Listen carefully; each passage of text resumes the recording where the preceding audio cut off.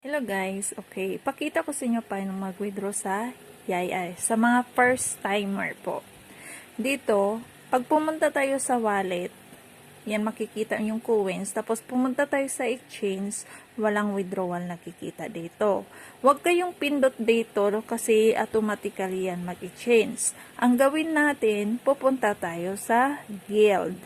Pagpunta natin sa guild, pindutin natin to. Ang sa aking naalala ko, pag pindot ko dito, lumalabas yung country. Pinindot ko yung country na Philippines, tapos lumalabas yung GCash, Pimaya, ano. Pag na-fill up nyo po yun, kung saan niyo ibibend, kumbaga sa akin GCash. So, ito ang lumalabas. Na-save ko na yon. Tapos, pindutin yung withdraw, ito nang lumalabas na GCash na account ko. Tapos, pag pindot niyo to sa pag-withdraw, pindutin niyo lang yung 1, tapos withdraw na. Okay? Thank you.